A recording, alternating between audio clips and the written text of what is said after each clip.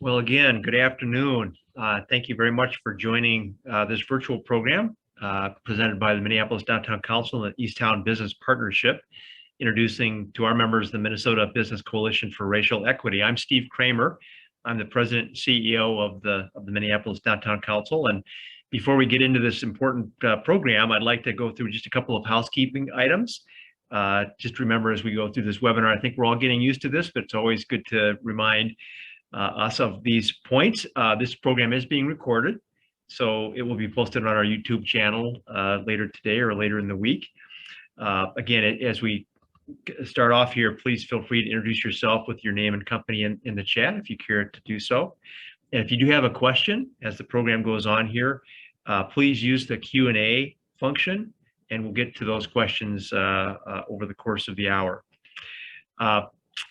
One commercial, we have some other programs coming up from the Downtown Council on September 28th, a continuation of our series of programs about reanimating the downtown economy at Lifetime Work, a program on collective storytelling. So hopefully you can join us for that.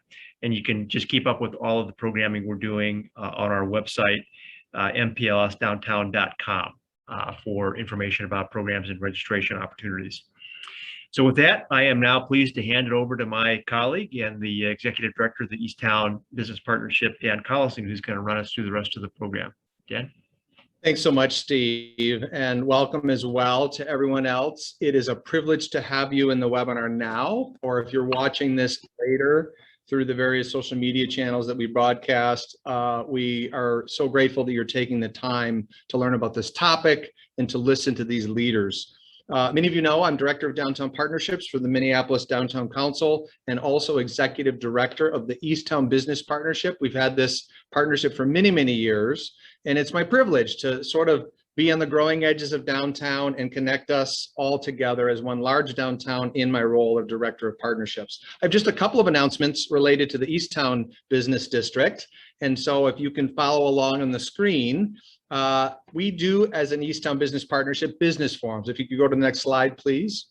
We have several business forums we do throughout the year. I know that's super small font.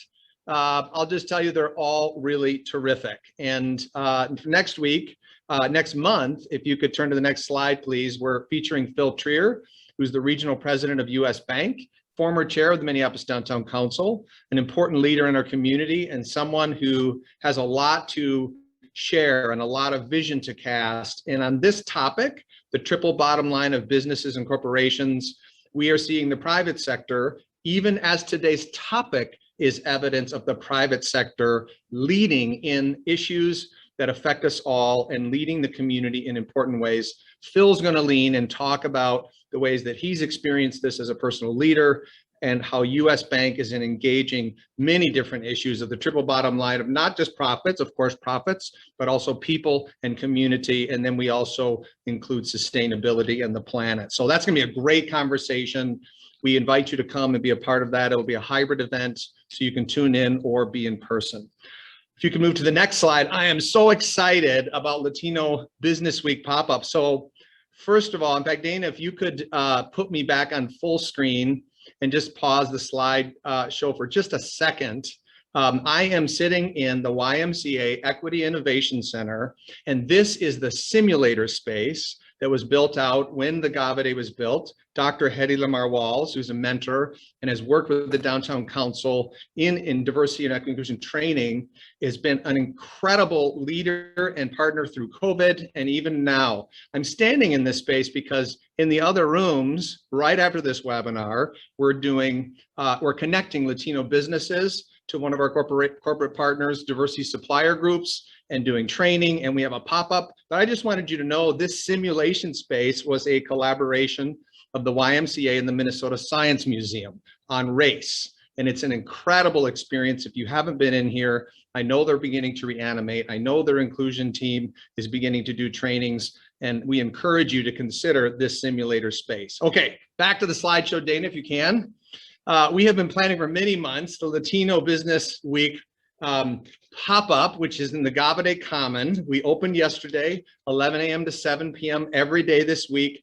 10 incredible businesses ranging from customs clothes to, you can see an incredible balloon display, to an artist who does clothing. We really would love to have you come by and buy their products. In the evenings especially, most of the owners will be around and you can meet and greet them as well. Gavade Common, Skyway Level 203. Come on by this week and help us celebrate and support these incredible businesses.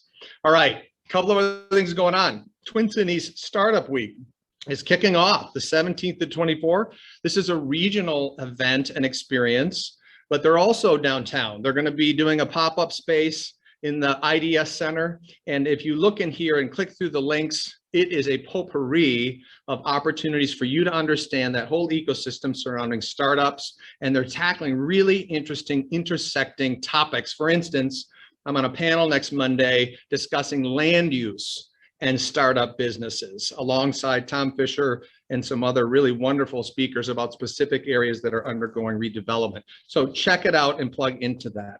Next slide, if you could. Hennepin Healthcare, Trauma One Hospital, an amazing partner in downtown, more than 6,000 employees. They're going through a re-envisioning time and they want you as leaders to engage. So not only do they have this survey, they're doing some specific outreach events, but we especially consider and ask you to fill out the survey because with Jennifer DeCabillas and their remarkable team that they have been building, they're in a time of re-envisioning. And as a significant partner, property owner, activator, and healer in our community, your voice would really be needed to help that.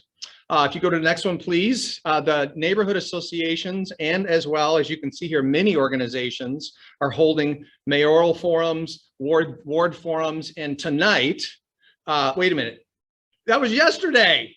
I'm sorry, friends, that wasn't meant to be a punk. I'm sure that you can tune in and you can see that on YouTube. So look for that as an event to hear and see those the mayoral candidates from yesterday. That was a punk to me that I did to myself. So sorry, friends, I didn't realize that that was last night, but please tune in. And I don't know, Steve, if you have anything to offer about mayoral forums. It was a good forum. It's worth seeing twice. So definitely tune in.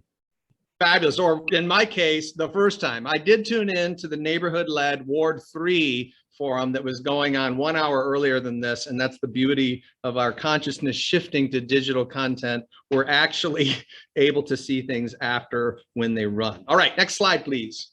One of our partners is hosting and being a part of this Pay Gap Festival. Finnegan's, Jackie Berglund, CEO, is a board member of the East Town Business Partnership.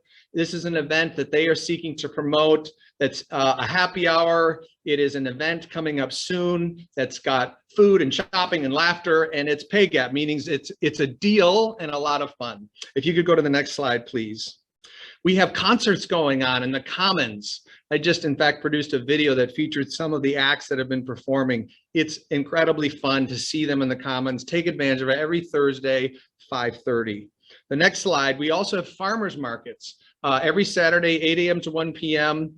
That continue through October at the Mill City Farmers Market area. It is an award-winning experience. Please come down. Incredibly wonderful food and entertainment and community. The next deal, one of our partners, the neighborhood associations have continued meetings that are taking place, including the DM&A committees and board meetings. If you could go to the next slide, the EPNI Elliott Park neighborhood does as well. And again, Zoom has sort of shoved us all into the future. All of these meetings, you can tune in through Zoom to understand what's going on in the neighborhood. The next couple, just final wrap-ups of announcements. Our partner, Meet Minneapolis, is putting on an ice cream social and a plaza ribbon cutting where there was a redeveloped area by the convention center. Come and experience that. Councilmember Fletcher, next slide, has ongoing coffee. This is a municipal election. There's a lot going on. If you want to engage him, please jump in and go to those meetings. And then finally, the county, next slide, is engaged. There's grants available, American Rescue Plan grants, and this Elevate Business is a part of the modalities to get to it. And then finally, the city of Minneapolis at the next slide is a conversation about how the Small Business Office is also engaging grants, especially for BIPOC and women-owned and veteran-owned businesses. So that's the tilt-a-whirl of East Town Business Partnership. and Dan Collison. A lot going on, a lot available, and we are so pleased to have all of you pay attention and engage. Now, I am so pleased to dig into today's topic and introduce you to these leaders who are going to speak to this issue in a panel format, but just a little bit of background. According to the Atlanta Community Brain Trust, the opportunity cost of racism in Minnesota via loss of income, lack of home ownership to tax burdens and business losses is estimated to be $287 billion. As a state, we've grown familiar with commonly cited disparities. Maybe we're even a little uncomfortable. And yet, on May 25, 2020, we saw what can never be unseen, the stark reality of the systemic injustice that plagues Black Minnesotans daily. Now, let me just frame this, and Dana, you can drop the screen if you want so people can see me. I am reading a few brief paragraphs from an article that was co-written. In fact, James Moma and James Burrows are like, wait a minute, I've heard that before. This is from their writing. This is from the co-lead's writing for the Minnesota Business Racial, for the Minnesota Business and Racial, oh friends, I'm telling you, the Minnesota, we've had really Minnesota Business and Racial, oh. We got you, Dan. Minnesota Business Coalition for Racial Equity. Thank you, friends. Thank you so much. This is an article that they wrote, and I just want to continue.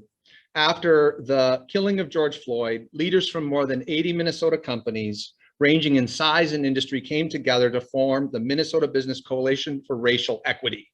While many have stepped into this space of racial justice in response to the events of last summer, our coalition's approach is new. This is why we're doing the forum today. We meet this moment of reckoning in earnest, bringing together a cross-functional group of leaders to fuel a movement of sustained, real, and meaningful action toward a better Minnesota, specifically with and for Black Minnesotans.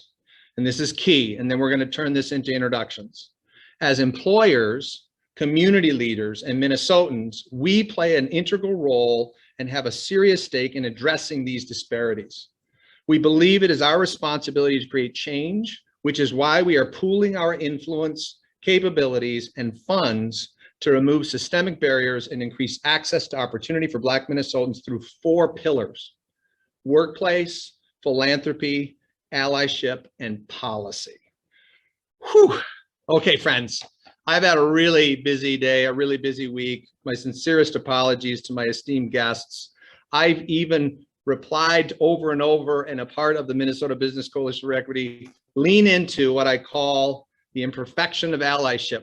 And now turn first to James Burrows, Vice President and Chief Equity Officer for Children's Minnesota, with this basic question. James, let's dig in. So in brief, what is your personal and professional journey that has led you to this moment and the decision to become a coalition co-chair and workplace pillar co-lead? I mean, you're a busy leader. You've got a lot going on. Bring us into your story. You're muted, James, sorry. There we go. Got the video on, forgot to turn the mic on. Thank you, Dan, for that wonderful introduction. MBCRE is all you have to say going forward. That way you gotta, ain't gotta worry about all the words. So thank you for that. And thank you for your leaning in on the allyship pillar as well with James Moment. How did I get here and the why? I got a call from James Moment after George Floyd's murder, and he said to me, James, we got to do something different. We got to lean in differently. I've been doing equity and inclusion work at various places. Prior to Children's Hospital, I was with Governor Dayton as the Chief Inclusion Officer for the state of Minnesota when Philando Castile was murdered. And prior to that, I was in the school district in Minneapolis doing equity work as well. But this felt differently. And James called me and said, we need to lean in differently. And we need to focus on the Black community, because if we don't, this moment in time will lead towards more detrimental things for communities rather than positive things. So we leaned in, we looked at policy, philanthropy, allyship, and workplace inclusion as ways in which we could influence this movement. And we also too said that we could bring together corporations that for a lot of times were brought together in Itasca, Greater MSP, and other ways. But we wanted to see if we could lean in a different way to focus on the Black community and do something with them for the Black community as well. Now, some may ask, are we excluding others as part of that? Not at all. If we focus on and do well for the Black community, the residual effect will be we can use this in other communities as well, taking into account their cultural needs also as well. So I'd say that's the reason I got involved. The other piece of it is, this is major to my heart. When I came to Minnesota 30 years ago, I was a Black lawyer coming from DC and Atlanta and Detroit, which were known at that time as chocolate cities because they had a lot of brown people in their population. And I got to Minnesota in 1992, where it wasn't necessarily a chocolate state county. But what I said was, That's a big understatement. I want to recruit more. That's true. That's true. It was more vanilla. But it's changed so much. And my commitment then was I wanted to make sure more Black lawyers got opportunities here. Then when I got into the nonprofit world, more people got opportunity to be execs in nonprofit.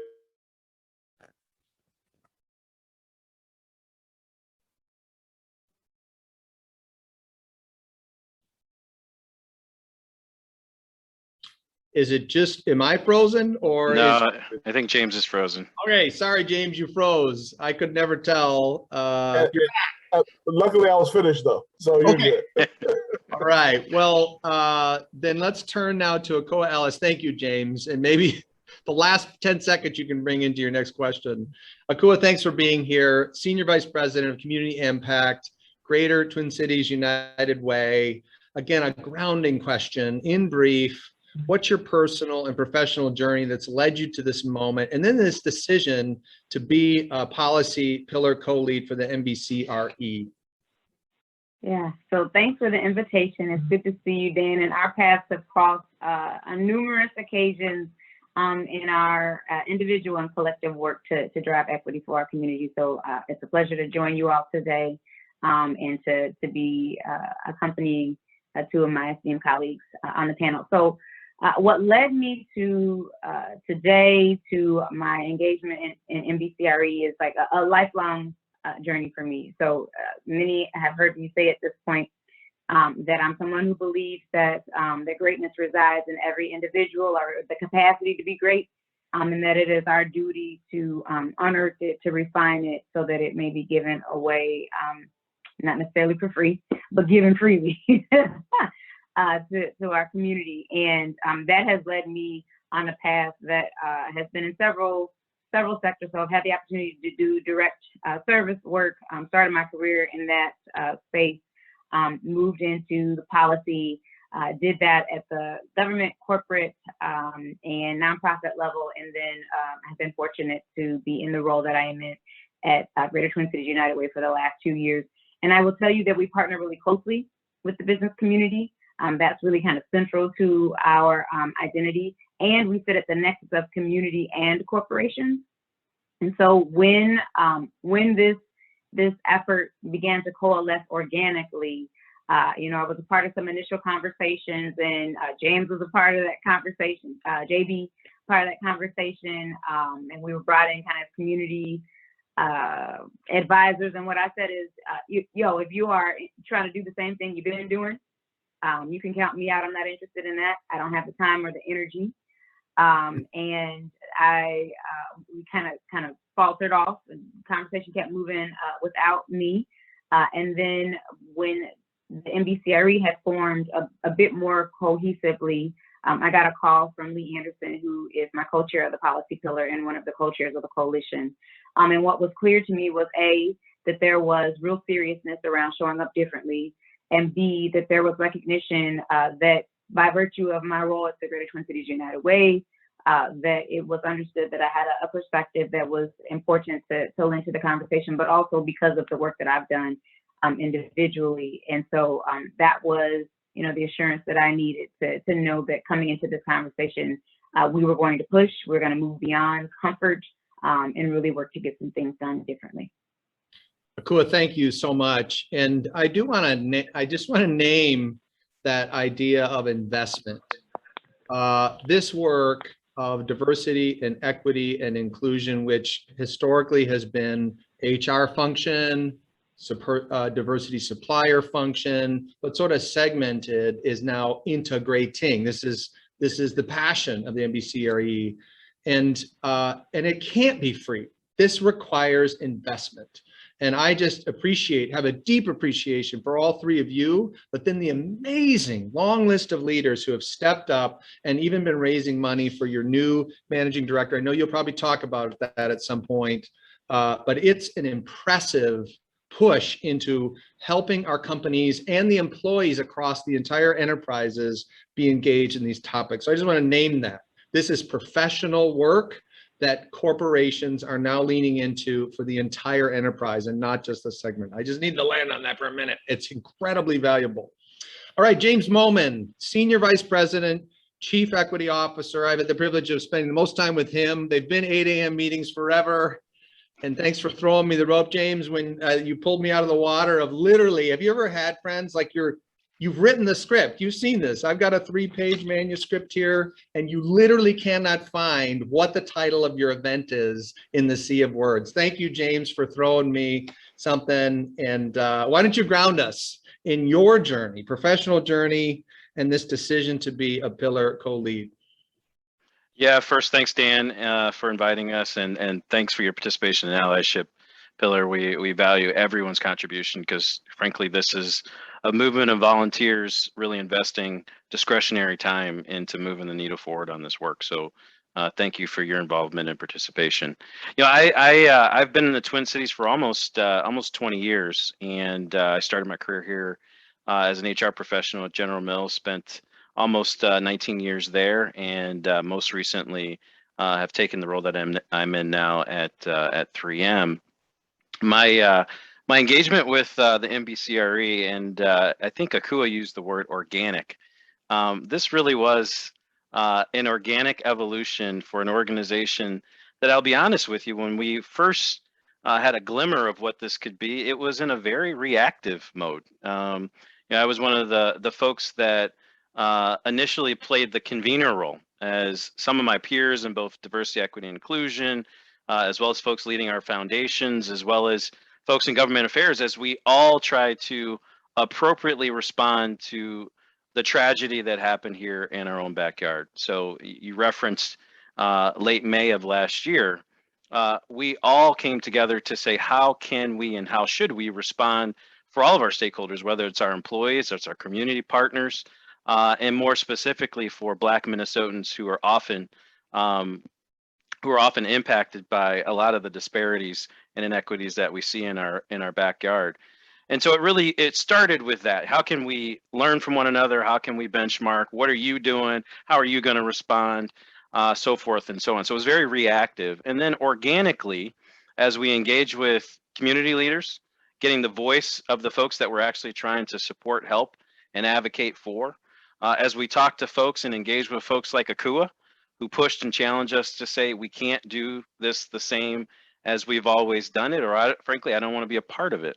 And all of those voices helped us shape what this could potentially be. Now, again, could I envision and imagine where we'd be today? No, I think, again, this has evolved over the last 12 plus months as we've listened, we've learned, and we've tried to have impact. I mean, ultimately, what we hold ourselves to from a standard is the impact we're going to have for the constituents that we're trying to advocate for, which are Black Minnesotans. And so again, I think we're happy with where we're at. We know there's a lot to do and a lot more to do to have impact. But again, I wanted to give you a sense for how the organization has really evolved in the last year. And the other thing I would just say is, we appreciate and acknowledge, look, this is not a short-term fix. One of the things that we stress to our members as they decided to join and participate is, you can't just show up for 6-12 months and then say goodbye. How vested are you in the long-term journey and work that we have ahead to really make meaningful impact? Thank you, James. And James Mo is what he would like to be called. And James B, man, this is like Dan Gaff Day. By the way, I was at the executive committee of the Downtown Council this morning. We had a joke about saying, Dan, you're perfect. And I said, no one's ever told me that. I think that set me up for today's Bumble affair, where it was James Burrows who saved me from not getting out the name and the acronym. So James B, back to you in the greatest imperfect day of Dan Collison in recent history. Well, at least since yesterday. Describe just a few of the unique and new contributions. Okay, so it's been going on for a little over a year, I think. What are a few of the unique contributions of the MBCRE to the Minnesota marketplace in general, and then specifically to the workplace pillar, which is what you've had a lot of voice in within that organizational flow? Bring us into those two spaces. Sure. I think overall, the uniqueness of the organization itself, before we get to the workplace pillar, is that we meet every week as a steering committee, and we partner with Greater MSP, the Minnesota Business Partnership, and Charlie Weaver, and the other volunteers of nonprofits and corporations on a 9-person steering committee every week. So every week we're sitting down to say, how do we do things differently to make sure that we can address the needs of community?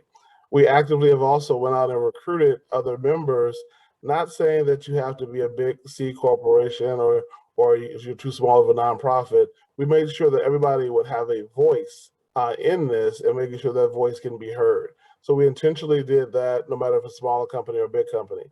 We also did some unique things too, as far as making sure that community leaders, community elders, and people who've been doing this work for 30 plus years have their voice recognized by having open listening sessions, what we call them, and making sure that we hear best practices from them. What are some of the barriers? What are some of the challenges? We also are unique too, because we also have partnered with an organization called the Alliance of the Alliances. They've recently changed their name, and since I don't remember what it was, I'm not going to say it, but the Alliance of the Alliances is created by the Boule, an African-American male fraternity, and also the African American Leadership Forum.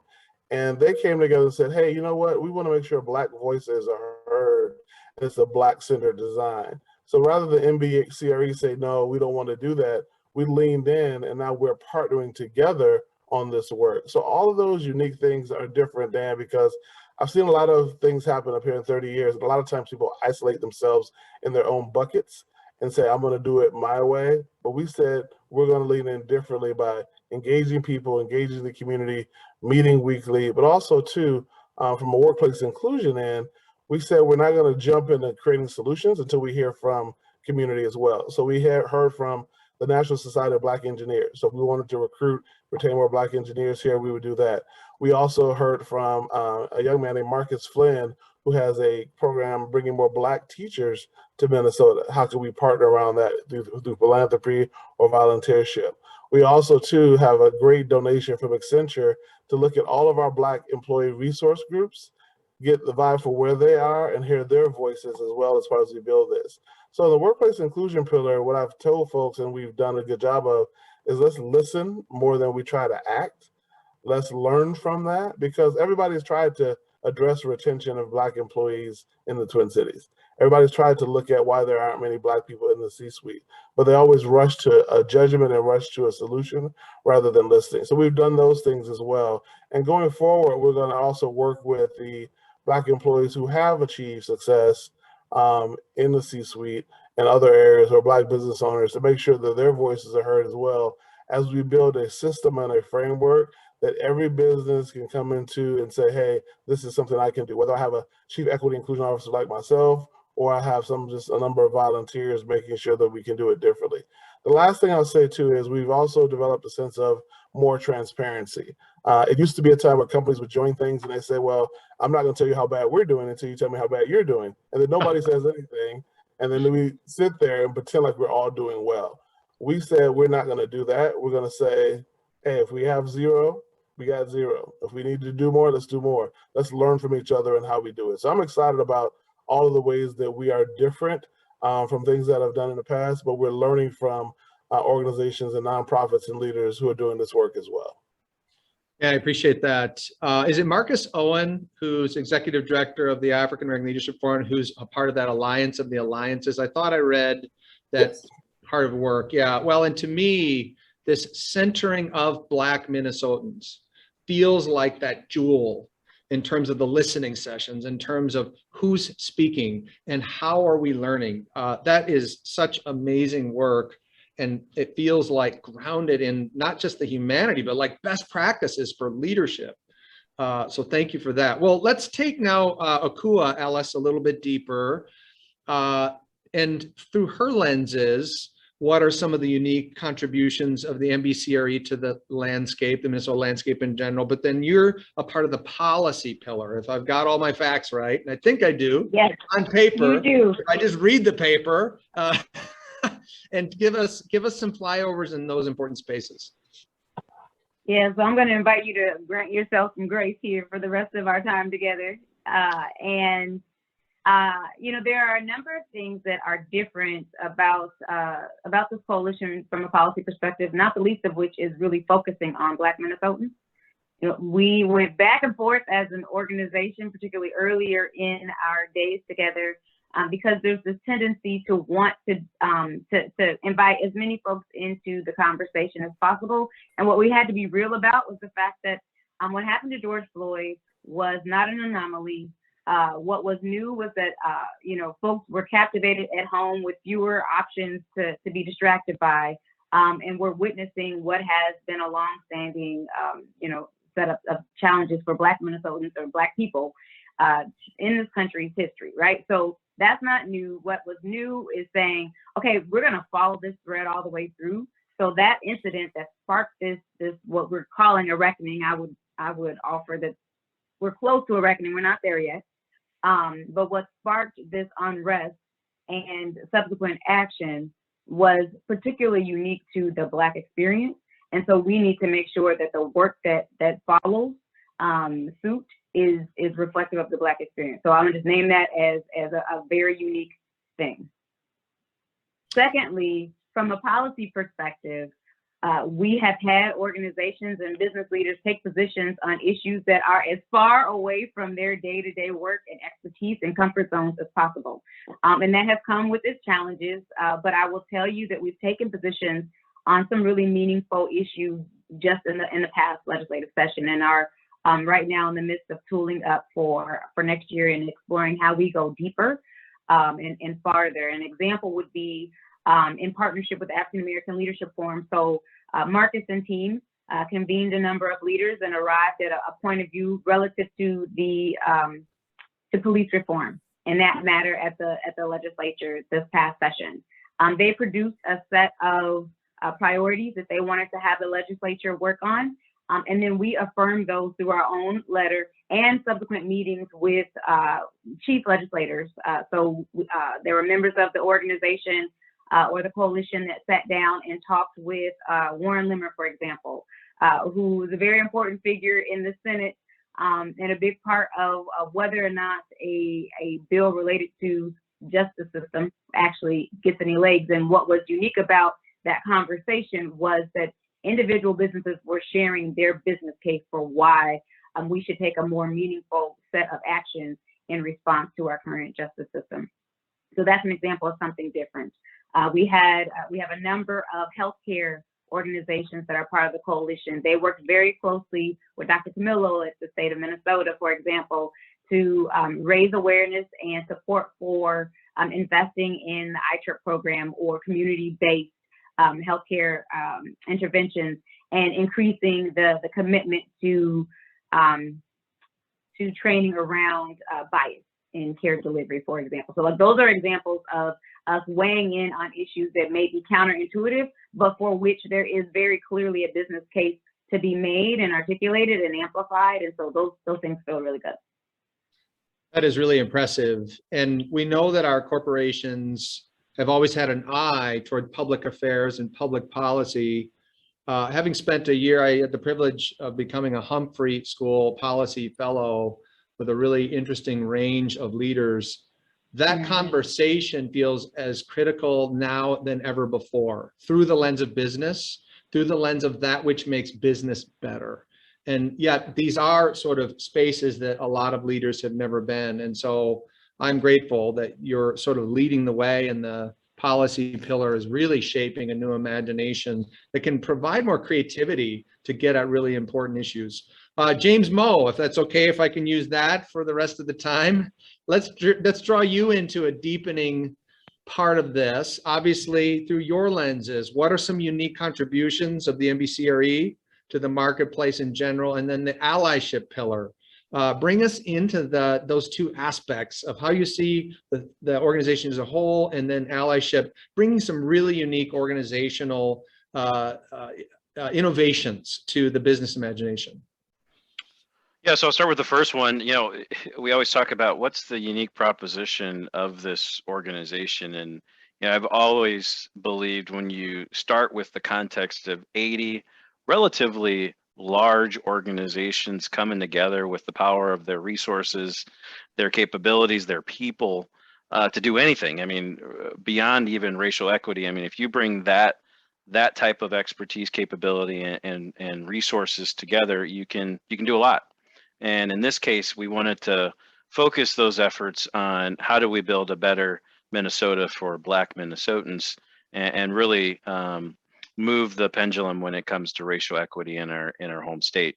And so that's where I feel the unique proposition is. We've been able to build a really successful course that are like-minded, obviously at different points of their own respective organizational journeys, and we don't judge that. Again, we know that people are approaching our table at various points in their DEI journey, but we welcome them, and we welcome their resources and their commitment to doing the work. So that's kind of how I see the unique proposition of the NBCRE.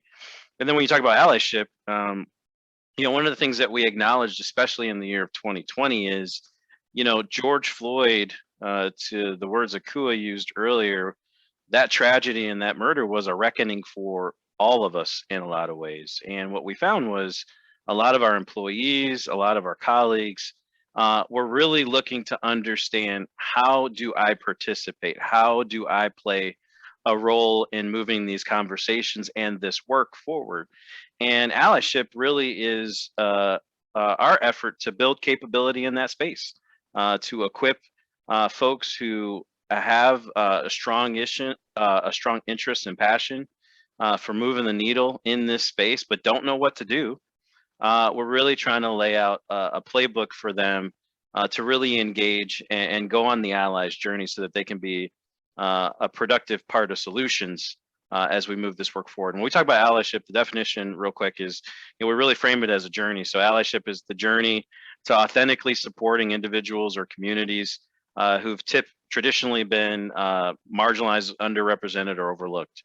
And so it really is this acknowledgement that we've got underrepresented or marginalized communities, and there is a role for the majority to play. And so what we try to do with allyship is equip them with the skills and capabilities to do that. We frame our allyship work around, you know, really 4 key dimensions. We want you as an individual who's trying to serve as an ally to do some personal reflection on how you see the world, how you see these issues.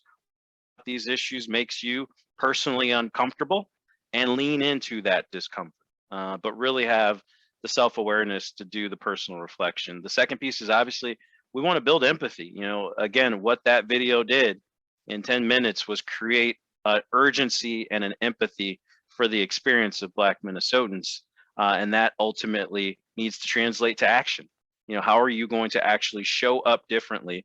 Because allyship is not about wearing some badge that says, I'm an ally, look at me. It's about the work that you do to change the lived experiences of those around you, and to create a community where everyone's welcome. And then the last piece we acknowledge is, look, this is a continuous learning experience. You know, none of us are going to get this right all the time. None of us have all the answers. It's about doing the work, understanding the issues and the environment around you, so that you can continuously go on that allies journey. Amazing. All of those thoughts, James, are so grounding. I'm going to put in the chat right now a link to the Harvard Business Review, Be a Better Ally, that really interacts with a lot of what I've experienced in the allyship work group in terms of practical, handles. This is how you can be me as a white, cisgendered, straight, male, able-bodied, even Protestant Christian in there. Let's just toss that in there because I'm a pastor on the side. Like, these are the things that are points of privilege. And as an ally, each one of those things are points of engagement to be a better ally. And by the way, and I'm sorry, Akua, you've given me grace. Perfectionism is one of my faults. Like, I actually really struggle in that. And that's actually a knock on allies. You're either on the journey or you're not. It's not an A. No one gets an A. Hedy Lamarr Walls has taught me and over again. So I'd love to pull all three of you on screen to move into a little bit of a Q&A. And I did want to read a little bit what the members of the coalition are committed to, because I know you're still in a recruitment phase. Yes, there's 80 corporations. It's an amazing array, but more businesses and corporations can be a part of this and should be a part of this. Before I read the member expectations, is there anything just along those first opening rounds of questions that any of you, Akua, James B, or James Mo, that you want to add before we kind of move this into a little bit more of a Q&A? All right, then I want to read what everyone commits to, just so that those who are on this webinar, who watch it later, understand the framework, because we would love for your company or corporation to engage and be a member. But while I'm doing that, my first question to all of three of our esteemed panelists will be, what has surprised you in this last year of doing this work? All right, what has surprised you? And then a chaser to that will be, because you're at the top of the field. You are leading Minnesota corporations and nonprofits in this space. Maybe what have you learned that has, that's in the space of surprise, right? But what have you learned that you now find is enhancing your leadership in your organization? Those are two chaser questions. Everyone else, please use the Q&A as well, and we'll engage these leaders. So the members of those organizations that commit to being a part of the NBCRE are committed to this: centering Black Minnesotans in their work, participating fully in the work of at least one pillar. We've covered all the pillars. Follow the work across all coalition pillars. They have meetings called All Hands, which are incredible meetings in themselves. Informing the leaders in your organization of the coalition work. So turning back inward, taking bold action to advance racial equity within your organization. Share best practices and results with coalition members, provide expertise and insight to advance racial equity, and the ethical piece of this: refrain from leveraging NBCRE for personal or business interests beyond the mission of the coalition. All right, so wide open here, all mics open. What has surprised you in this last year, and good or bad, I guess? I'll start. One thing that surprised me was when we went from being an organization where we thought we would be representing all people of color, we had some knockdown, drag out meetings that said, no, we're going to focus on Black Minnesotans. It surprised me that more companies didn't jump away and say, hey, you know what? That's reverse racism. You can't just focus on Black people. You can't do that. It surprised me that they leaned in and said, you know what? We're going to focus on Black Minnesotans. This issue was raised, George Floyd's murder, as a Black Minnesotan, and that it doesn't prohibit us from doing other things in other organizations with Latino, with Asian, with Native people as well. That surprised me. In Minnesota, I've seen a way to shy away from focusing on Black people or centered on Black design. I think what I've learned is that it's a lot of hard work, that it's not going to be easy. Like I said, we meet every week. We have, Charlie Weaver and I have a love relationship, but we battle back and forth about Minnesota Business Partnership and with NBCRE and what we need to do, we don't. But those conversations are rich because now he and the other CEOs are seeing a side that I don't think they saw before. I don't think they got a chance to dig in and see what are some of the issues or concerns, and then get on the ground and learn from those as well. So I think that's the learning for me as well. Wonderful, thank you. Akua, you just look like you want to say something. I'm an internal processor, so I'm sitting with that question. I would say maybe not the most surprising, but the thing that immediately jumped to mind when you asked the question, Dan, was I've been surprised by where I have seen individuals and to some extent, representative of their organizations really willing to dig in and to be bold and to push. I will tell you that there are times where it feels like I'm pulling teeth, and that is incredibly frustrating and it's draining. And I have found energy in witnessing folks find their voice in real time. Like that is incredibly encouraging and inspiring. And I guess in terms of my own leadership application, I've been reflecting on those moments where a switch has kind of gone off for someone and trying to figure out like what has been, I'm a scientific thinker. So like what has been the consistent thread where that has happened so that I might replicate that not only on the coalition, but in my day job as well. Thank you for that. James Moe, do you have anything to add to the surprise question? Yeah, I mean, I think the one for me personally, and I think it's really a reflection of probably how naive I was the level of skepticism from the community and the view of the business community and what we were trying to accomplish here.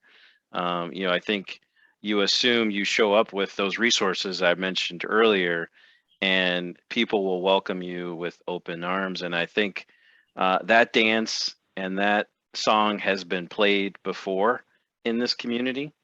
And there was a bit of skepticism, and probably still is, around what this group is trying to do and what they actually will deliver. And so I think, Akua and James do a really great job of representing those voices and really pushing and challenging us to say, we can't play the same song, because the folks that we're trying to advocate and support, they've seen this song played before. And so that to me, again, I don't think that's an indictment of anyone else but myself and my lack of appreciation for what people have experienced and seen in the past. I really appreciate that. It feels at times that there are gaps the size of the Grand Canyon between the community and our corporate identities. I mentioned in my whirlwind tilt-a-whirl of announcements of that triple bottom line movement, which historically in the research side of that, it's only been 3 decades that corporations have been speaking up and saying, we have to change these narratives or we're not going to have a planet. We have to change these narratives or we're not going to have a neighborhood. And these are large corporations asking these questions. And so I guess, because that's my space too, being director of downtown partnerships, I go to neighborhood meetings. I'm meeting with CEOs and executives. We engage with those who face homelessness. I mean, downtown is an incredible, impactful space to be and to live and to activate. And we have to hold that as a discipline. So in that bridging, I guess I'm leading to another question here. And that's to what have you learned that maybe could help us, particularly in the downtown? There's 2,000 businesses that the Downtown Council tracks with 450 member companies. We as especially the leaders, and they tend to be more executives who represent their orgs. What have you learned that maybe we can take with us to bridge those gaps between the communities and our we're responsible to, like, I suppose, board of directors at one level, but also C-suite. Any advice or wisdom that you could bring to us about spanning that gap, or lessons you learned maybe that we need to just figure out a way to transfer to our world? You said something, Dan, that really struck a chord with me, and it was around discipline. If there's one thing that I'm consistent on in not just this coalition, but coalition work in general, it's an awareness and an appreciation for discipline. We are often, as a region, particularly as leaders within the region, kind of caught up in the shiny thing. Or we get caught up in FOMO, so we don't want to be the one organization that's not represented on this effort, or we're playing whack-a-mole, but it's often to the detriment of whatever previously held our attention.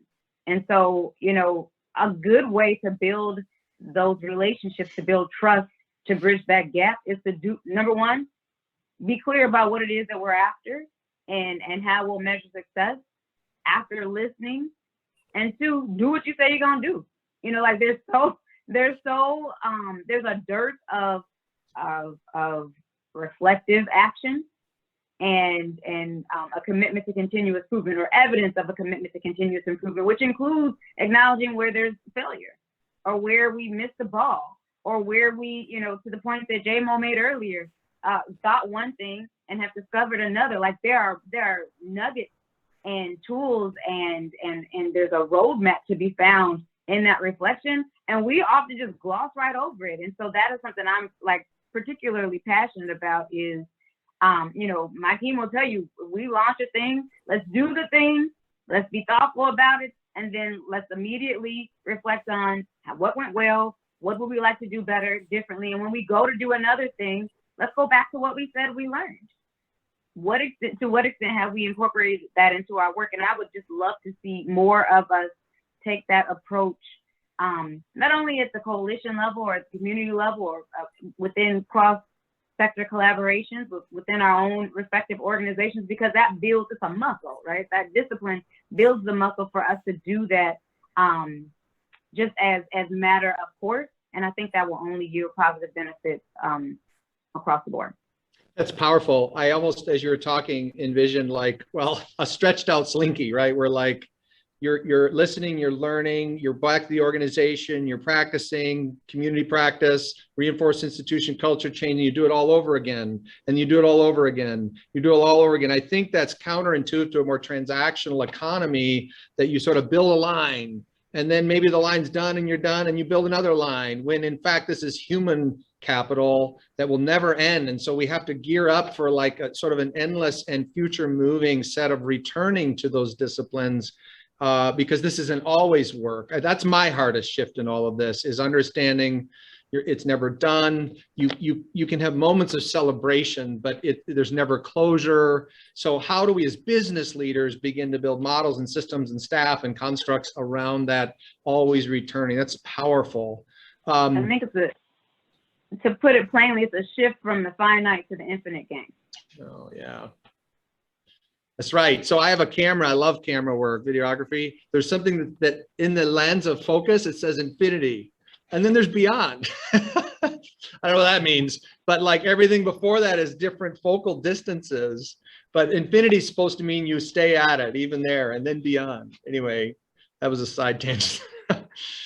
Well, just looking at the time, I know we have a hard stop, and I do too. I'm so thrilled to do an engagement here with our Latino business leaders in the Gavade Center. Any closing thoughts? And just so you know, I do want to read just a few sentences from that original article that I quoted at the beginning, because I think it has very profound invitations to all the companies who'll be watching this and the members of the Downtown Council. But any, I guess, closing thoughts for all three of you, challenges, call to actions before we wrap this up. And then I'll go ahead and just wrap it up by reading the end of it. And there is a question that landed here. I guess we could toss that in there as well. What's the key to sustaining momentum in what is certainly work that requires a long-term commitment? So maybe you can weave that question. How do we sustain momentum? Put it in their final comments and challenges, maybe as a way to wrap up. Thanks, John Wilders, for that question. No particular order. Whoever wants to go first. I'll go. I'll start at least. I do think the question is a really, really important one. Momentum. We saw the benefits of momentum in building a movement last summer and into the fall, and now we face the risk of that momentum slowing as we get further and further away from the tragedy that sparked that movement. And so I think it's the biggest risk to all of us that do this work. How do we keep it top of mind for the leaders of our respective organizations? How do we continue to show up for the communities we say we want to ally and advocate for? Because this can become a distant memory if we allow that to happen. And so it really is incumbent on all of us as leaders to really resist and fight against that complacency and fall back into behaviors and systems that don't serve the constituents we're trying to advocate for. Thanks so much, James. James B. or Akua? I'll go next. I'll let Akua finish it up. I think you need to do a couple things, three things. Invest resources in this work, racial equity work, and then it will be sustained. If you have no money in it and it's just a volunteer for somebody who's out their job, it's not going to work. Invest in leadership around it. You may not have a chief equity inclusion officer, but it should not fall on the plate of somebody who's doing 5 other things in diversity and addition.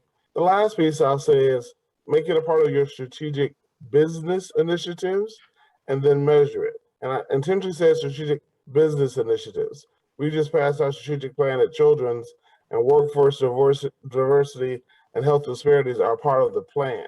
So it's a part of the business, the budget, all that we're going to invest in it, and you have to measure it over time. Those are things I think will help sustain it. But as James Moment said, it can't be just you did this because of the George Floyd murder on May 25th of 2020. It has to be something in the business imperative that you want to do long term. Beautifully put. Thank you. Akua, take us home. Yeah, the only thing that I would add to what the Jameses said is to bring more folks in. You know, this can't be just incumbent upon a few folks to continue to kind of push.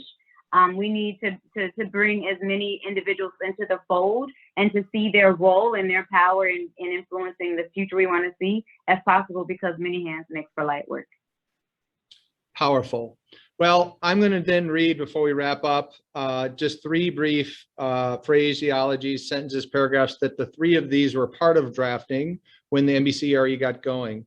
Long term, and I'm reading now, I'm quoting, we aim to utilize our foundational structures and resources around workplace, philanthropy, allyship, and policy to accelerate progress against a set of independent goals toward economic mobility and prosperity. It's a hefty lift, but one that we know we can tackle with the perspectives and people we brought together in partnership with Black Minnesotans. 2 Black Minnesotans. We are penning these priorities and commitments so that you may hold us to them. As we build out our strategic plans over the next year, we'll be listening to you, measuring progress against our goals and amplifying the work that is already being done rather than simply duplicating efforts. With our collective resources, energy, and knowledge, we can achieve lasting change. And then the final piece, to Minnesota business leaders, join us as we move beyond diversity and inclusion initiatives to fully address racism from both in and outside our places of work. While our areas of business differ, we are all desiring a thriving, prosperous state. And that means building true racial equity in Minnesota. Thank you, Akua, James Burrows, James Moment, for your time, your leadership. On behalf of Steve Kramer, the CEO of the Downtown Council, the staff, on behalf of the board and staff of the Easttown Business Partnership, this has been a very rich time, and we're grateful for this. We'll be broadcasting it on our YouTube channel for those who want to share it with other colleagues. Have a great day, and let's lean into the NBCRE as one way for us to be engaged as the business world in these important issues. Take care, everybody. Wonderful. Thanks for having me.